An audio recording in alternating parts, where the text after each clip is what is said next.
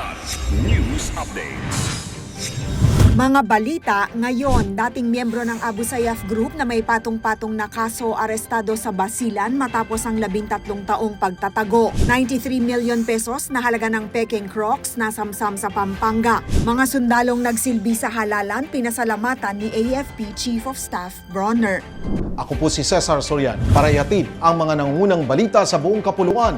Ngayon, Arestado ng mga otoridad si alias Jojo, dating kasapi ng Abu Sayyaf Group, matapos ang 13 taong pagtatago.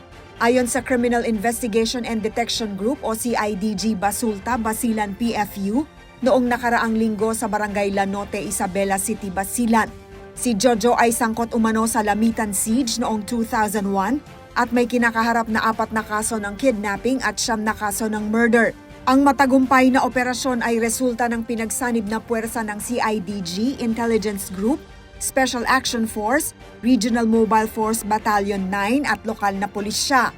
Patuloy ang pinaigting na kampanya ng mga otoridad laban sa mga natitirang miyembro ng teroristang grupo sa Mindanao.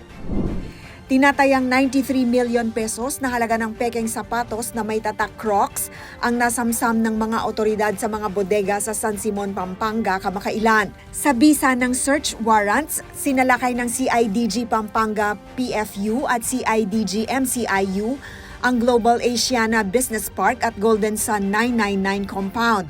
Kumpiskado ang libo-libong pares ng counterfeit footwear at raw materials para sa paggawa nito. Ayon kay CIDG Director Police Major General Romeo Karamat Torre, ito ay patunay ng determinasyon laban sa pamimeke ng produkto at intelektual na pagnanakaw. Patuloy ang investigasyon habang inihahanda ang pagsasampa ng kaso laban sa mga responsable. Nagbabala rin ng mga otoridad sa publiko na umiwas sa pagbili ng Peking produkto upang hindi masangkot sa iligal na kalakalan. Nagpasalamat si Armed Forces of the Philippines o AFP Chief of Staff General Romeo Bronner Jr. sa lahat ng sundalong nagsilbi sa nagdaang halalan. Sa kanyang pahayag, pinuri niya ang buong AFP sa pagiging tapat at propesyonal sa pagtiyak ng mapayapa at maayos na eleksyon. Ayon sa kanya, mahalaga ang papel ng mga tropa sa pagbabantay sa mga presinto, pagbiyahe ng election materials at pagprotekta sa mga botante sa mga delikadong lugar.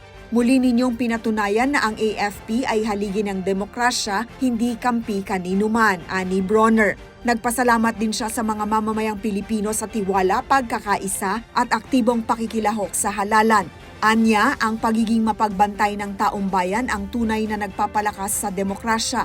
Tiniyak ni Bronner na patuloy ang suporta ng AFP sa Commission on Elections o COMELEC at iba pang ahensya upang mapanatili ang kapayapaan at respeto sa boses ng bayan. Para sa Kidlat News Channel, ako si Rosalyn Sinchonko, nag-uulat. ako po si Cesar Soriano, kasama nyo sa bawat pagputo ng balita.